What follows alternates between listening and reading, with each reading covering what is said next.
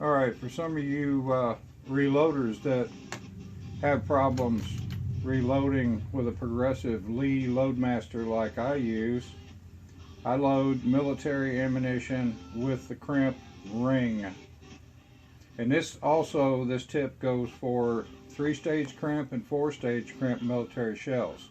Fortunately, I live close enough to Fort Campbell to be able to use a lot of military ammo. This is a quick little tip to show you how I use a simple drill and a chamfer tool to remove the military crimp.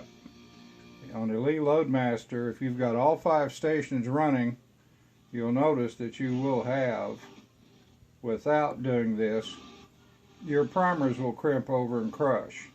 So to alleviate that, I come up with this neat little trick right here. It's probably all over the internet already. But anyway, we'll start an old school drill up.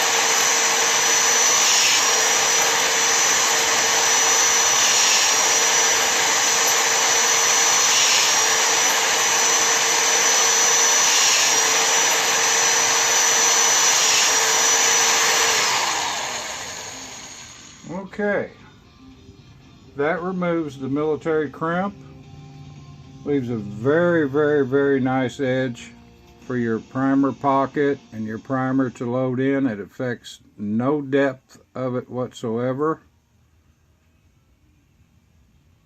and you don't have any more folded or crimped primers. That's a number 10 reamer on a cheap little throwaway yard sale drill. Does a fantastic job. It just cuts the edge of the military ring off and it's gone. It affects no depth, like I said, of the primer pocket. And you will have really nice cases for your primers to feed into.